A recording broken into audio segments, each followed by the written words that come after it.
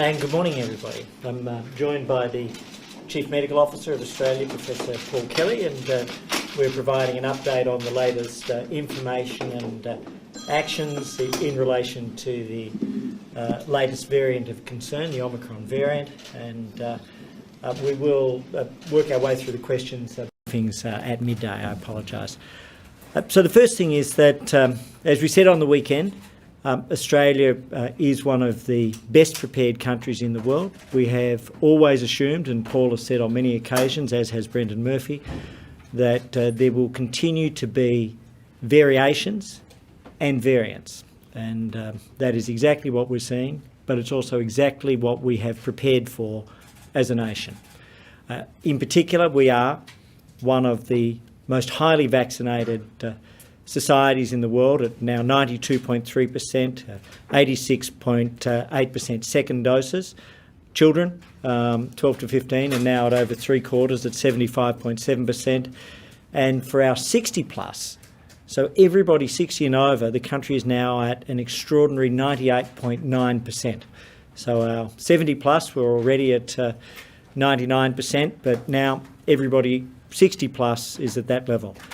We are one of the most recently and freshly vaccinated societies in the world, and we, after Israel, are one of the earliest nations in the world to have commenced a whole-of-country booster program with over 415,000 boosters already delivered in Australia. In relation to the variant, I'll discuss the actions, and Professor Kelly will take you through the latest information. The actions taken, as we know, already we've stopped the flights from 9 countries in Southern Africa. We have temporarily banned non-citizens who have been in those 9 countries from entering Australia. We've required Australians who have been in those 9 countries to have 14 days quarantine. We've applied those rules to those coming under bubble arrangements, travel bubbles, and we've also required returned Australians who have been in Australia prior to the commencement of these rules to undertake quarantine from 14 days after for as long as 14 days after their departure from Southern African area. And we've worked with the states and territories who have put in place public health orders to cover all arrivals with home isolation for a 72-hour period if they're coming into Australia. There are additional actions which the Australian government is now taking. Firstly, the Prime Minister is convening the National Security Committee today to review the evidence and to review the range of actions in relation to the Omicron variant. We will not hesitate to take additional steps if the medical evidence is that more are required. We convened our first meeting on this on Friday, and on Saturday we took the steps to cease those flights and to close those borders. The Prime Minister is, secondly, convening a meeting of the National Cabinet within the next 48 hours to work on ensuring that there's common understanding, common information and common actions amongst all of the jurisdictions. And I want to thank the states and territories for their cooperation. Over the weekend, we worked at the level of the Prime Minister, the Health Minister, the Secretary of Health and the Chief Medical Officer to be in touch and provide information to all of our colleagues. And then I have, as a third item, asked ATAGI to review the booster timeframes in light of international evidence more generally with regards to immunity, and also in light of the Omicron variant. And we will, as ever, allow them to act independently and continue to follow their advice. But we're prepared with supplies. We are already one of the earliest nations in the world after Israel to have a whole-of-nation booster program. If they recommend changes, we will follow those changes. And then fourthly, I've also reaffirmed exactly what was in place. I've spoken with the CEOs of Pfizer and Moderna Australia over the course of the last 24 hours, confirmed that as our contracts had already prepared for variants, that if there were a requirement for a change, that they are ready and we are ready. And both have said, yes, that's exactly as the contract set out. But, and Professor Kelly will go to this, the early advice is that there are no signs at this stage that there is any breach to the integrity of the vaccine program, but we will follow the medical advice and the scientific evidence on that. The last thing that I want to say is that to give people confidence, we're in a vastly different position from where we were on the 1st of February 2020. We are one of the most highly vaccinated, one of the most recently vaccinated, and one of the first to commence a whole-of-nation booster program from around the world. And perhaps the most interesting to be confirmed early evidence, to which I'll ask Paul to speak, is that much of the early evidence is of a mild set of outcomes and symptoms, but there is more evidence to come. The world is looking at this. We're cooperating with our international partners. We're well prepared, and we are in, I think, the best scientific hands in the world. And on that, I'll turn to Professor Kelly. Thanks, Minister. So just to reiterate, we have this variant of concern which has been designated with the Omicron Greek letter as a few days ago. So as of Thursday, we'd never heard of this. As of Friday, we had some information. As of Saturday, it became a variant of concern, and as the Minister said, we met and have taken actions. This is not the first variant we've seen. This virus, we've learned over the last 2 years, does change. Most of those changes lead to nothing. Some require further information and information gathering, and then a small number have led to this variant of concern designation by the World Health Organization. Now, several of those that have been seen, and we've gone through the Greek alphabet, we're now up to Omicron. Several of those started with concern, a lot of concern about, for example, vaccine effectiveness or further severity or more transmission. Most of those, and some of those, have actually lost their concern status because with further information as it's come, that concern was not justified. So I think that's really key. What we've found early on when these things have started is a lot of interest, a lot of information gathering, a lot of sharing of that information amongst global partners, and that's another thing I would add to what the Minister has said is what we have of advantage now compared with early in February, that openness to share and that ability to gather that information in global networks quickly. So when you think about the variants of concern, several of them have arrived in Australia. Alpha was the one that was associated with the outbreak last year in several parts of Australia, but particularly the northern beaches. Delta is the one that is the predominant strain at the moment. The others have not led really to anything. So we're still in that gathering stage at the moment on the issues of major interest. And what are they? Firstly, does it transmit between people? Clearly it does. Is it more or less infectious than other strains? The information from South Africa is that it has replaced Delta as the major, possibly the only virus circulating in that country quite quickly. So it is transmitting, at least as well as Delta. That seems clear. The second one is, does it lead to more severe illness? Now, we don't know that. South Africa has a very different situation to us in terms of the demography of the country, a much younger population than Australia, different health system and a different laboratory network, etc. Very high HIV rates, which can affect how any virus and any disease can be transmitted, and particularly the severity of illness. So we're still looking at that. Some reports out of South Africa are that it's mostly mild. Other information we have is that hospitalisation rates are increasing. So we need to get further information there, and we are getting that information. What we do know, the two cases that have so far been diagnosed in Australia, and there may be more, but at the moment 2, both young people, both from South Africa, both fully vaccinated, asymptomatic. That's just 2 people. We know in Hong Kong, two cases there, young people, a transmission in hotel quarantine from one person to the other, young, fully vaccinated, asymptomatic. So we need to see whether that is actually the characteristic of this virus. Of course, if it is, that's very reassuring, but it's too early to definitely say that. The third one is about vaccine effectiveness and treatment effectiveness, and the Minister mentioned he'd spoken with the CEOs of our two major suppliers of vaccine at the moment, Moderna and Pfizer. Both of those companies have put out public statements over the weekend saying that they are onto this. They know that they can change, and this is one of the other major advances in the last 2 years. We did not have vaccines. We did not have proven mRNA technology. We have both of those now. We have contracts with those companies. They are already starting on considering what they would do as a specific vaccine if it is needed. At the moment, we have no definite evidence, either clinical or laboratory or at the population level, that the vaccines are less effective against this virus. We have no evidence of that.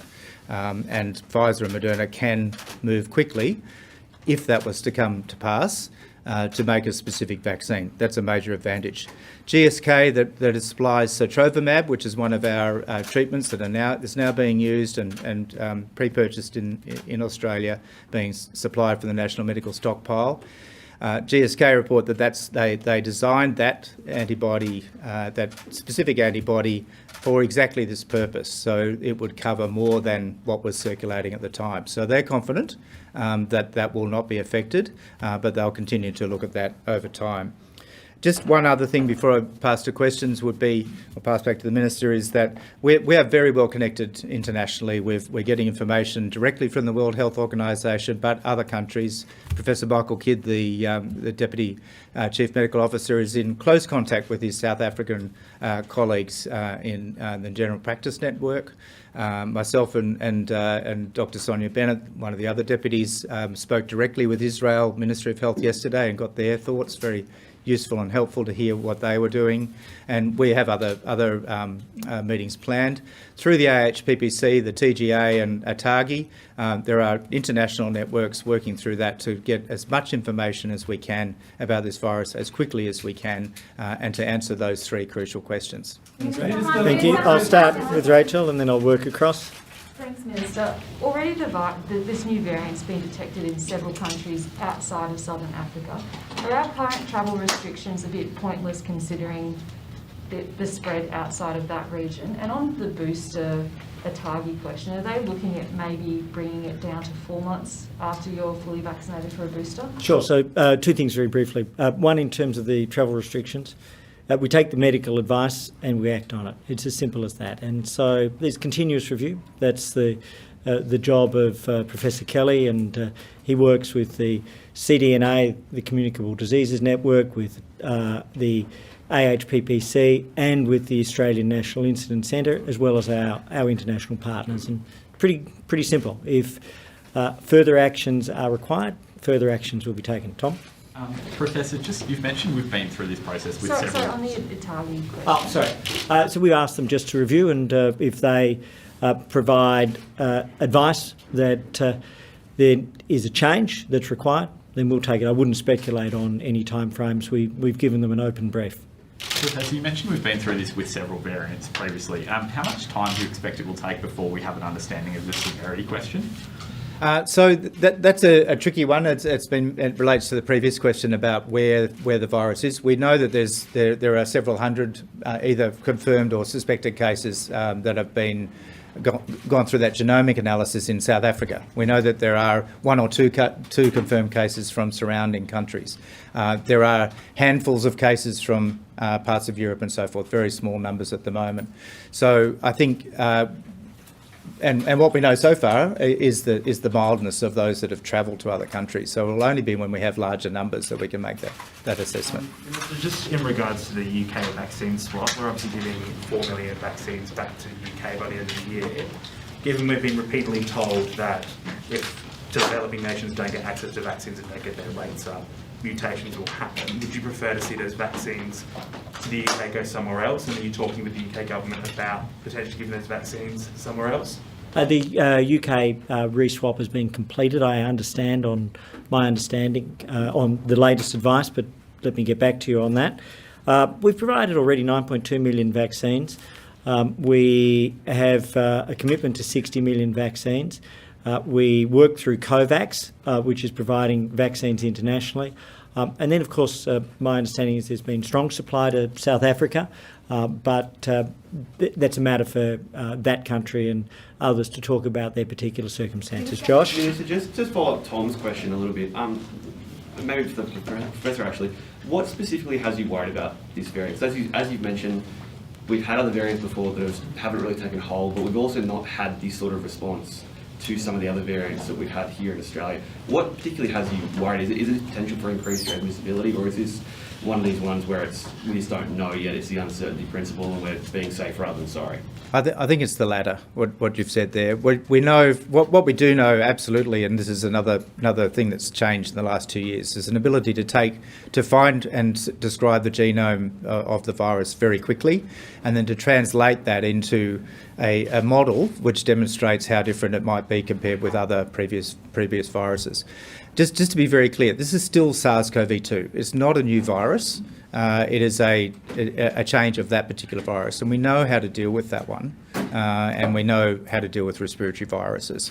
But the main thing is that degree of change is probably what's made people concerned. Thank you, Minister. If a mild variant comes along, could that potentially help move us to the next stage of living with COVID as a more common illness? And if the states push for further restrictions on travel, how will the federal government respond? Look, we're working very cooperatively with them, and so we've been very happy with their work, our response. Professor Curley's leading that through the AHPPC, and so we'll just continue to follow the medical evidence. Minister, what tests now will be done to see how this variant stacks up against the current vaccines, or is it a case of just waiting and seeing how this plays out in hospitals across the world? And in regards to booster shots, I think the Prime Minister said this morning there's been 410,000 booster shots given. How many are overdue? What percentage of those who are eligible have received their current booster shots? So there are 415,000 now. Those numbers have been updated with yesterday's figures since the morning. The next thing is that at this stage, I understand we have a group of just over 500,000 that are due, so it's an extraordinary turn up for boosters, well ahead of expectations, well ahead of schedule. So I've got to say to Australians, thank you, but let's go back to the core message. If you haven't been vaccinated, this is an incentive, this is a reason, this is the time. If you're due for your second, please come forward, and if you're due for your booster, please come forward. And how do you test with the current strain? What happens with the current strain to work out how effective our current vaccines are against it? Do we do anything behind the scenes, or just see what happens in the hospital? No, we can certainly do laboratory testing to in the test tube, if you like, with the current vaccines. We need virus for that, and so virus is being grown in Australia on that first case that was diagnosed yesterday, and internationally. So we can do those first tests there, and then also look at what's happening longer. Well, that can be as early as days, but we need the virus first. Minister Hunt, how disappointed will you be if a state like Western Australia introduces harsher measures as a result of this new strain? Would you advise against that, and would you see that as out of lockstep with National Cabinet? Look, our focus is on the national plan and reopening safely, and as the PM says, remaining safely open. And we'll continue to follow that. I was talking on West Australian radio just before coming here, and they're now at 86% vaccinated, and people from WA are doing a great job. We're seeing those vaccination rates increase, and so I won't seek to provide advice to the states. They've all committed to the national plan, and we're heading in that direction of progressively opening, but where steps are needed to be taken, then we take them.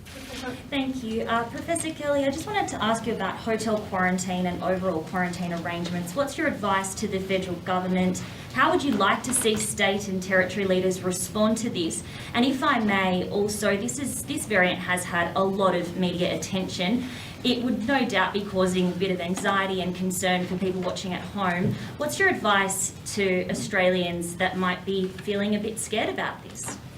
Well, certainly it's called a variant of concern because we are concerned, but we are seeking further advice and information, as we've said. It is not clear at this stage what the future looks like, and I can't predict that. But in train are all those things to look at transmissibility, severity, and the vaccine effectiveness. And I've mentioned some of those things already.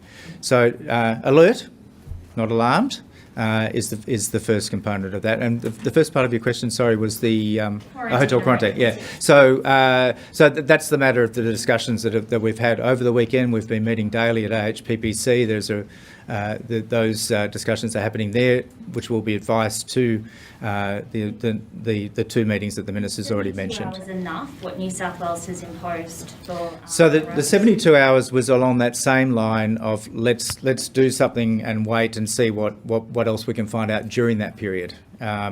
So then we will decide. And I think the National Security Cabinet tonight and National Cabinet tomorrow will be the crucial moments where those decisions will be made. Add something on advice to Australians, and that advice is we're as well prepared as any nation in the world. We know that from some of the highest vaccination rates, some of the lowest rates of loss of life, and one of the most well-prepared and strongest hospital systems in the world. And Australians have achieved outcomes which, yes, they've been difficult, but so much of the rest of the world would look at Australia and say, we wish we were in their position. Is there any justification, is there any medical justification at the moment for states to be considering border closures between themselves, and would you be advising them to hold their nerve if that is the path they're looking at? I've not received any advice to that effect. Professor Kelly, what's your view of the idea that a mild version of COVID that spreads rapidly could contribute to immunity, top up people's ability to save off maybe more severe versions of the virus? Is that a possibility? I think this morning in my media interviews, I said that would be my number one Christmas present, and it would be, if that was how it ended up. That would be certainly a very interesting change and a positive one. But I just really say very clearly, we're not at that position yet to make that statement that that's definitely how it's going to end up. But hope for the best and plan for other things. Correct. In light of this new variant, do you have any advice for restrictions such as mask wearing or the number of people allowed in rooms? Should we be reconsidering the internal restrictions? Well, I think we have over the last few days, we've increased our border measures, one of the key mitigations. We have increased our test, trace, isolate and quarantine measures related to the border, another key figure. The other one is our public health and social measures. These have always been titrated against the effectiveness and the rollout of the vaccine as our three things that we've got in Australia to protect us against the virus. So that's a matter for the same discussion that we've mentioned before with the National Cabinet. Are there any plans to revisit a national quarantine facility? Well, we already have Howard Springs, and Howard Springs is operating. I've been working over the weekend with Natasha Files. I understand the Northern Territory will stand up later today, and that's doing a great job, and obviously we're continuing to develop other facilities.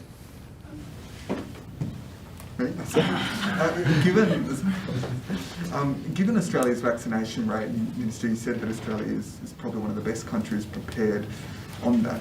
Is that reason enough for Australia then to perhaps, depending on what happens over the next few days, not take as drastic actions as other countries have taken given their vaccination rates? Well, we're very much in line with the overwhelming majority of countries around the world. This notion of the action in relation to the 9 countries, I should say, we're blessed with Professor Kelly. He has worked, I think, in Malawi, is that right? And knows that region of the world. We've had deep engagement with them throughout.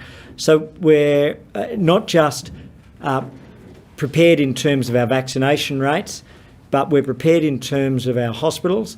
And what we'll do is we'll just continue to follow the medical advice. Doesn't it send a contradictory message to Australia to say, on the one hand, we're incredibly well prepared, we have a robust hospital system, a high vaccination rate, one of the highest in the world, and yet every time there's a variant of concern, and we're saying this could be for years and years and years, we start to dial our restrictions back and forth again. Doesn't this put Australians on tenterhooks every time there's a variant of concern? So I think, with respect, as Paul set out, there have been other variants of concerns where there have been different responses. What's our task? What's our job as a nation? Our job is to make sure that we keep Australians safe and give them a pathway. The National Plan is that pathway.